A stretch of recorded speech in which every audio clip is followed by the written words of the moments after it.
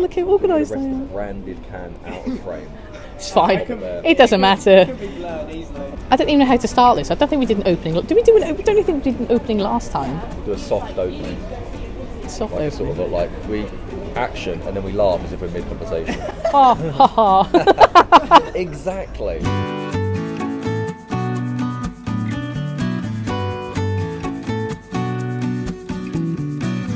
I guess I'll just say thanks for coming today, Dave. No worries. Really Absolute appreciate pleasure. it. Really appreciate it. It's nice to finally meet you in the flesh. Yeah. And obviously, thank you so much for portraying me. That really means the world. It's an absolute honour. And by far, one of the most interesting and rewarding acting challenges. Really? Do you know what I really loved? It was that you had this calm energy, like from just nothing could stifle you or upset you, you know. And that's kind of how I feel that I am. So I'm quite a laid-back person, and particularly with the scene where obviously we did that confrontation scene, we hadn't really rehearsed it. It was just all. Yeah. And then Tom suddenly went up there, and he didn't even flinch. And it was just that was what I loved. It was just so. It seems to be so natural. Like that was kind of your natural character at that point, which is exactly what I wanted. I wanted that authenticity right the way through. Yeah, all around, really, really pleased. Absolutely amazing to actually see somebody standing there, quite surreal, saying the words that I've said. Do you know what I mean? Yeah. That was Must feel strange. great, yeah. That was really strange. That was one of the first things we noticed. Started talking with the other actors about when we first kind of met.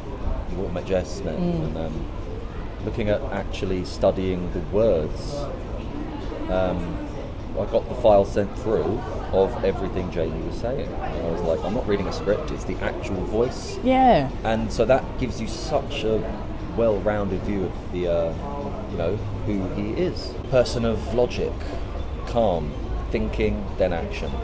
That's me. Yeah. Thank you very much. I like to think you as well. Yeah, I was going to say, was it difficult to get into that frame of mind, or do you feel actually we've got quite a lot of that similarity? I think it's a lot of similarities, which makes it easier because I think maybe in my younger days a bit more impulsiveness there, but I think I felt a kinship immediately. Did the Lives I Lead documentary the BBC one. For the BBC one. What kind of enticed you to do that? I got an email through from my agent just saying, this producer's contacted you asking if you'd like to be involved in this project. When the material was sent through of what this project actually is, had my attention.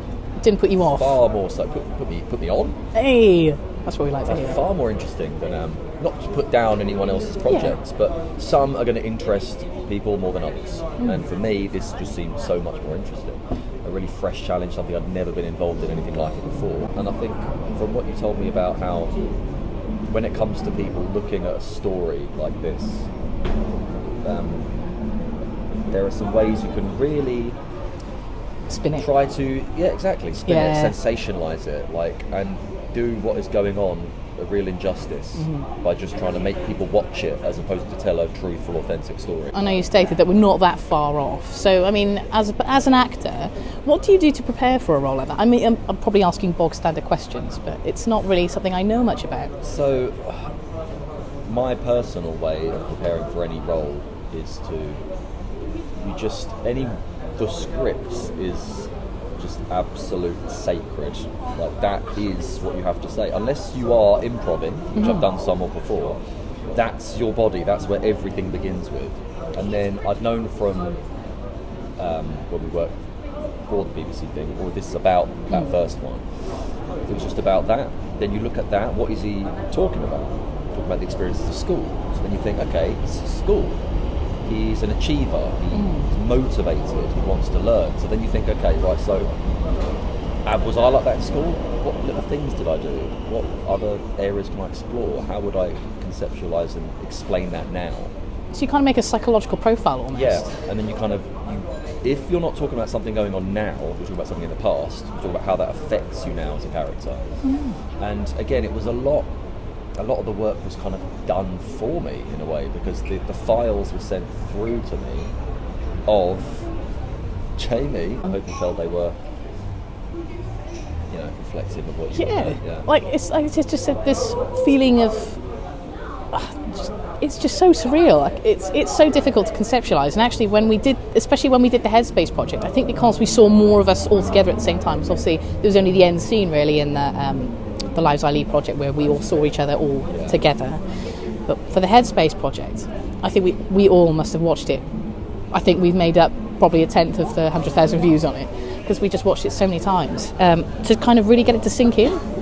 Like, this is a bizarre reenactment of exactly kind of the conversations we've had, but it was so realistic and so natural.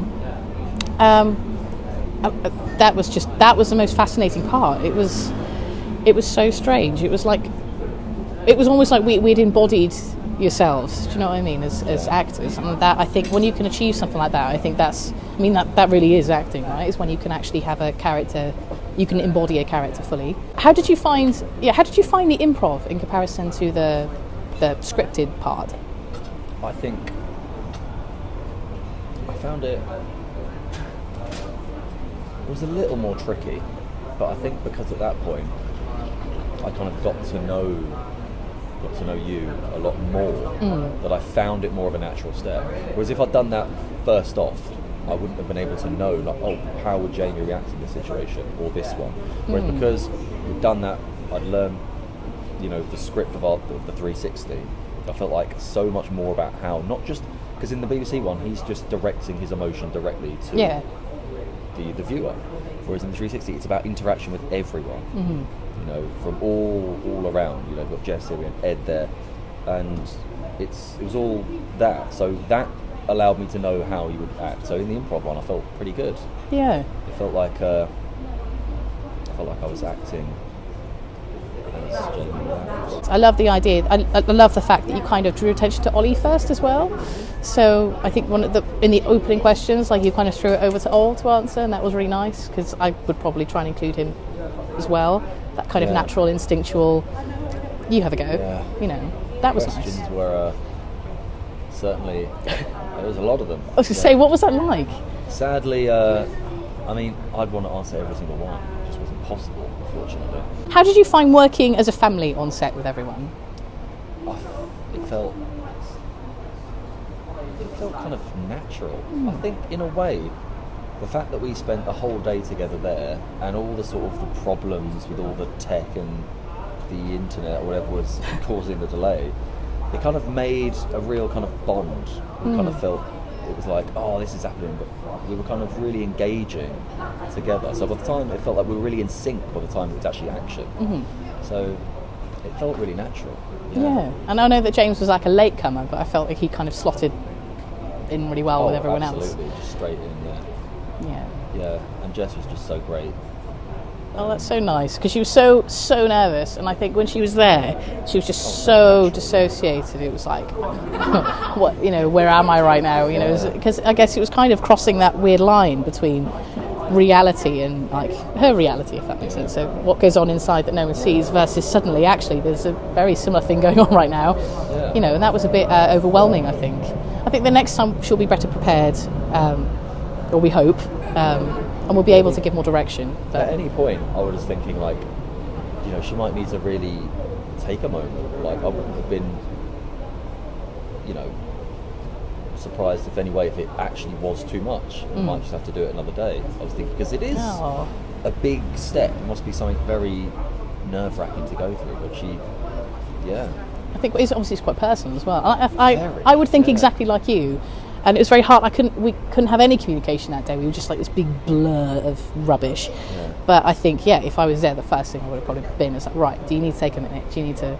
And that's quite cool. Again, that you've got like that kind of similar way of thinking, I guess, about Jess and about the whole situation. Yeah. So it's nice to know. Yeah.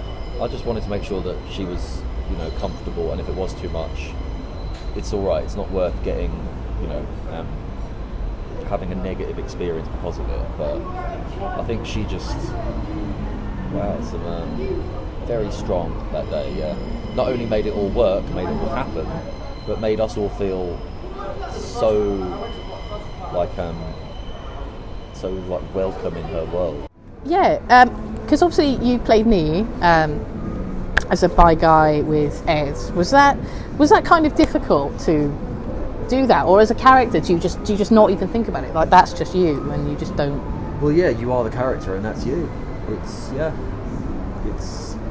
I think about what it is for me to be affectionate in a way with that, and then I think about how would Jamie be affectionate, what's similar, what's different, and then apply that.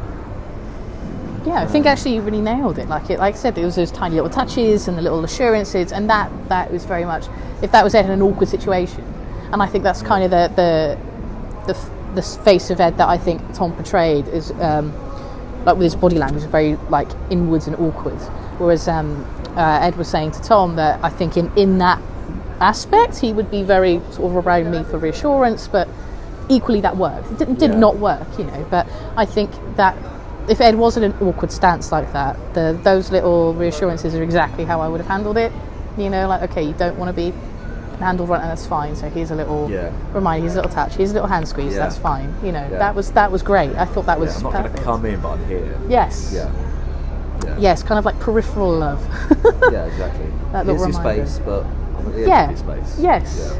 Yeah, and I think actually that worked really, really well. So, like, even though we kind of had this different direction of what we would have said if we had said anything, that worked just as well, and that is a situation that could and does happen. So, perfect. It was fine.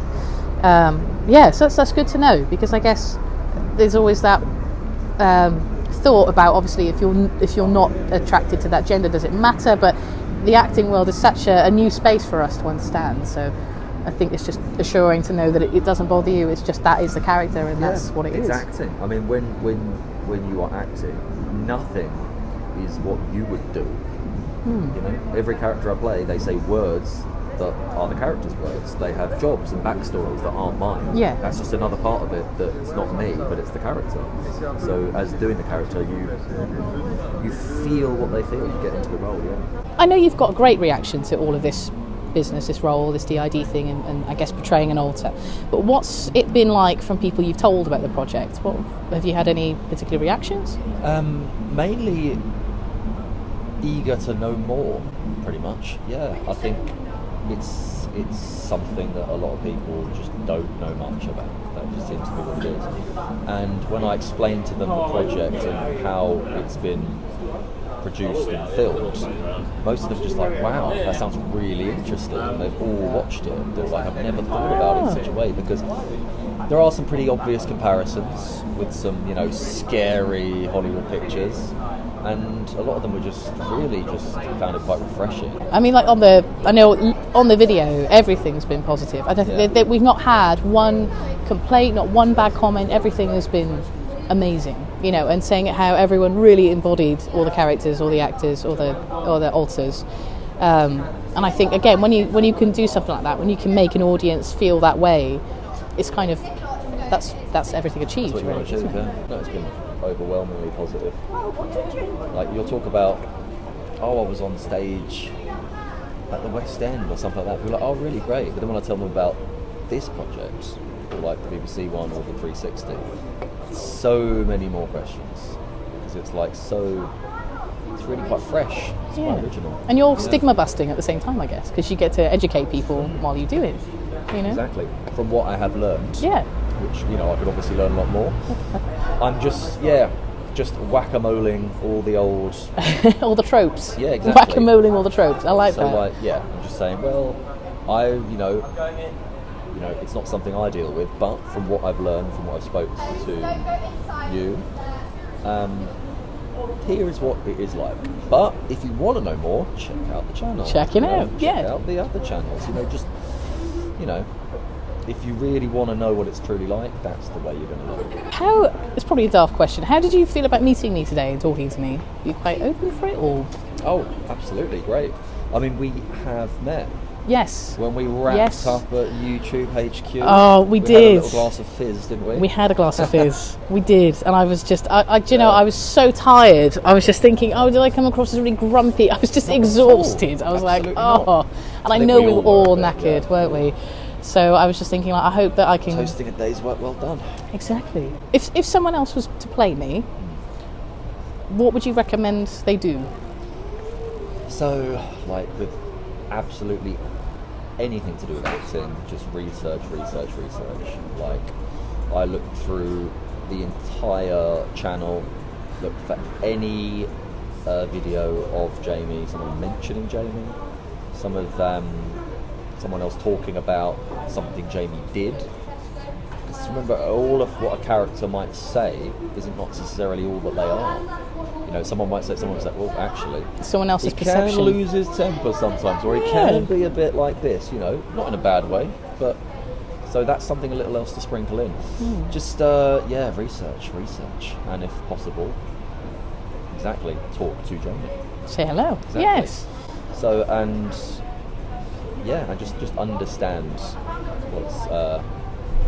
what it is, and that it's not like most acting roles.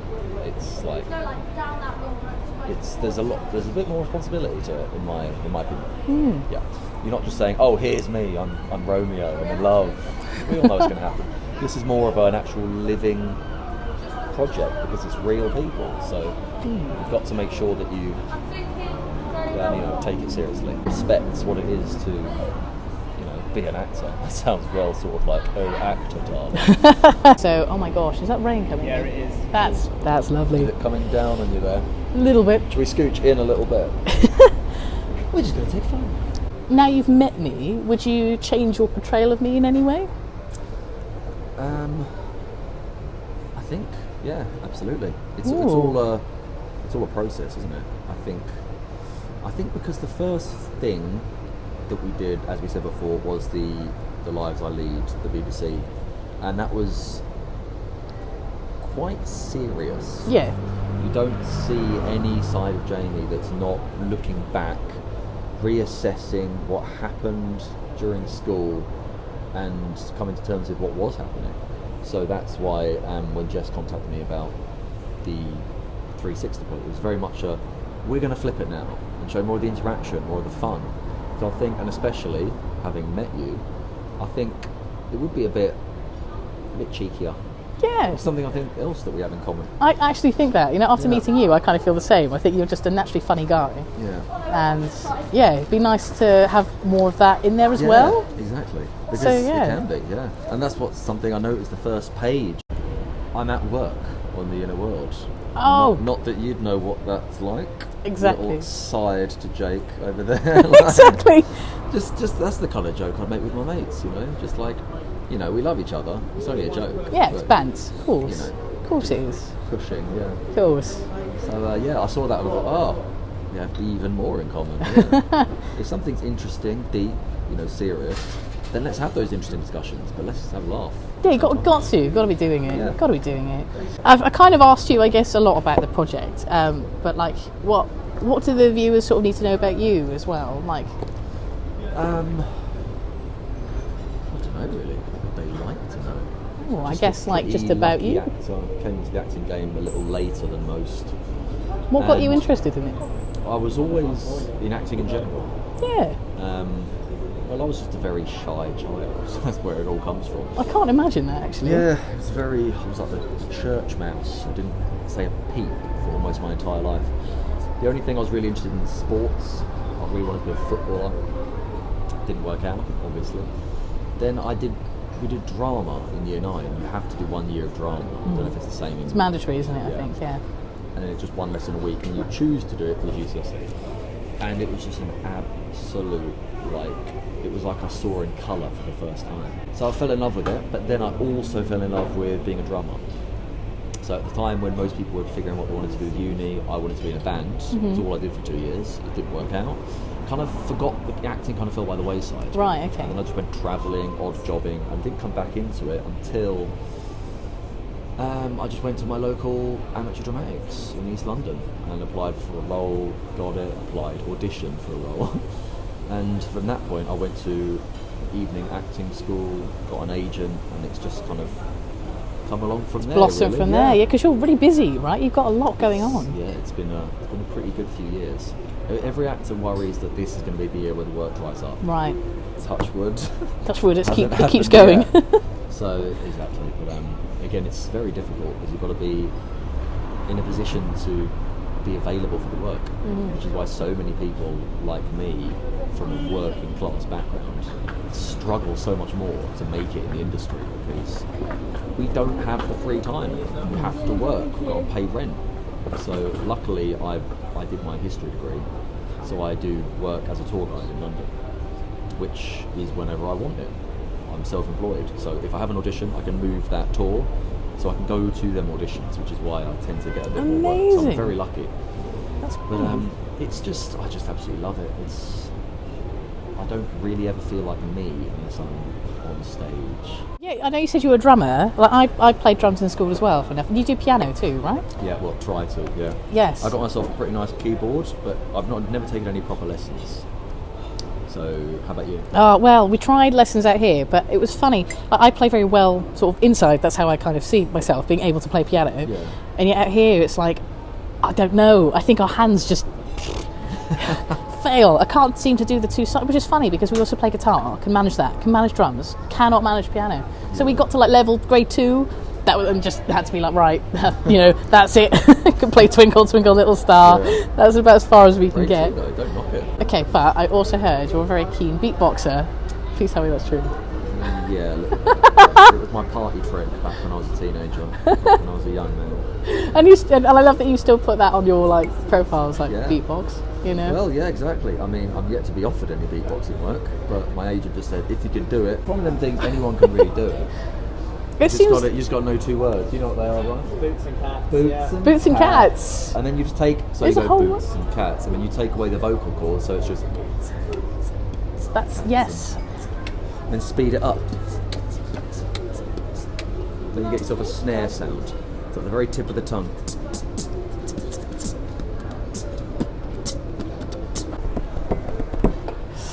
Just to finish it off. Yeah, exactly. I like when you that. know that the full stop's coming at the end of the sentence, back, boom.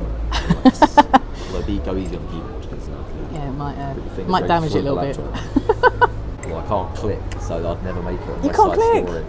Can't click. Oh. It's really annoying. So what I do, I go.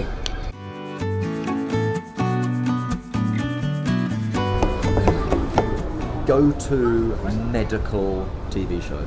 Oh, that's a good question. Okay. I love them. Like we're talking soaps and dramas, or really, you did? Up until I realised that I would not be able to cope.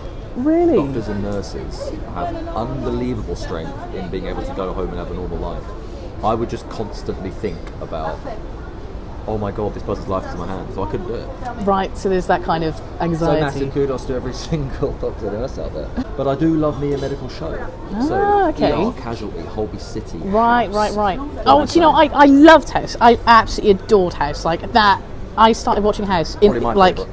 When I was kind of like in a world just starting out in my medical degree, and I just wanted to be him. I was like, yes, oh my god. And it was a funny thing actually. I don't know how this kind of worked or how it changed, because obviously alters really only know as much as what we know out here. Nothing comes out and in, out from out, sadly. Yeah. Otherwise, we'd have a really high paying job, and a job that I would love. But I remember watching it like a couple of years later and being like, that's so unrealistic, like that would never happen. So I don't know where this sudden change or shift happened, but suddenly I got a lot more, I guess, medically correct somehow in what I was watching.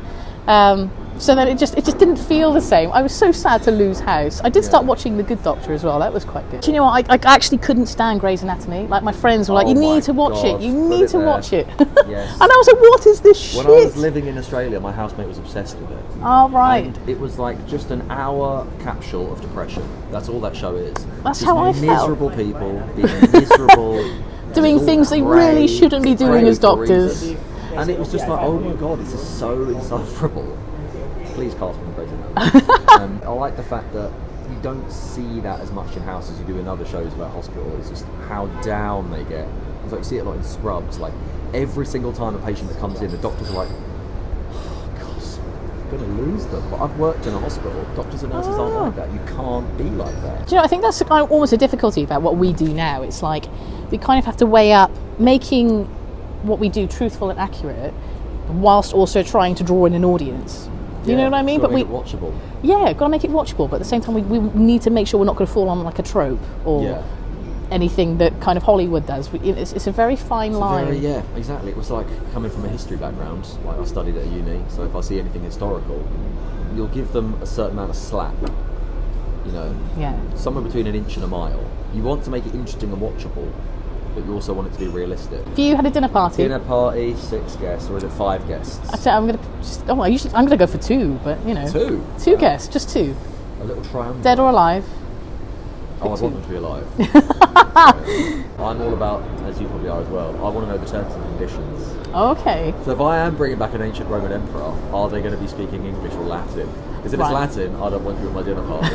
We're not going to be able to talk. Not be able to have a conversation. Yeah. Okay. Yeah. So T's and C's. We all are fluent in everyone's language. Yeah. Cool. I'll probably have Augustus, the first Roman emperor. I mean, he knew everything from Caesar, Cleopatra, right the way through to turning Rome from stone into marble. As a historian, what a fascinating man to me. I'd also quite like to have Cleopatra. Oh. 2 enemies at my dinner table. Bygones. Just stabbing with a fork. I'd want probably a few more. Go on. Tell you who I'd pick as well. I'd go for Stephen Fry, just because I think he's one of those guys that's so interesting and intriguing. Yes. And I'd love to I could listen to him talk all day. Yeah. So I don't know if it'd be much of a dinner party. I'd probably he could just talk at me for a while. Just tell me any story about your life. Yeah. Just that, and that's dinner sorted. Great. Just hit play on Stephen. Everyone else shush. Exactly. So it'd definitely be him. I'm trying to think of the second person. I tell you what, Robin Williams is a classic, right? Because what an actor, what an amazing guy. And I think again, he was we watched so much of his stuff growing up when we were young. And I think Doubtfire. Yes, I our favourite film. Entire film verbatim. I'm guessing Jake could as well. Yes. Really am. And he is, and I would just love. I mean, the banter. I would be intrigued about the dynamics between him and Stephen Fry as well. You know, I don't know if they ever met, but it might be good together.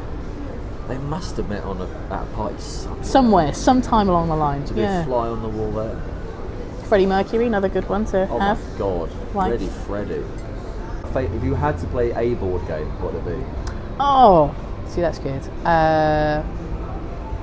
Oh my gosh, there's so much I haven't played in so long. Monopoly, sorry, it's my favourite. I love Monopoly. Excellent. I've never lost a game. Lost a game. If someone says I don't like Monopoly, I'm like, can we play Monopoly?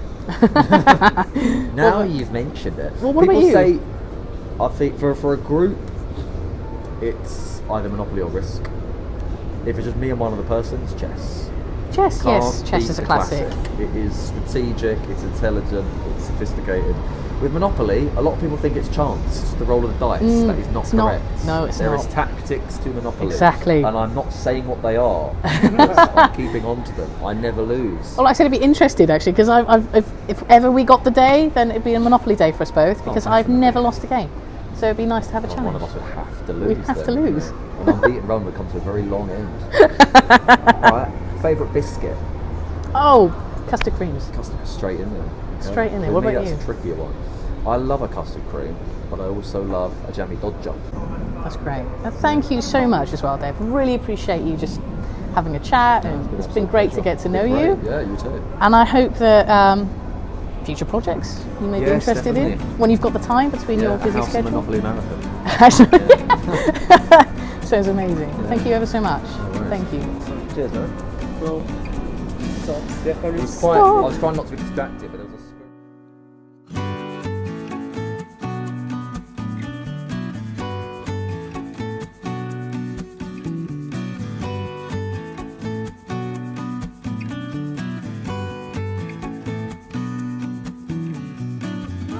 What's that? A bucket list. Yeah. So it's a list of things to do before you kick the bucket. Before you die? Yeah. I hate to be the bearer of bad news, but you can't do anything after you've kicked the bucket. You can't swim with dolphins when you're dead. I mean, you could, float around with them, but you wouldn't be aware because... You're dead? Exactly. Have you got a list of things to do after you kick the bucket? Nope. Why not just call it a list of things to do then? Yeah. Alright.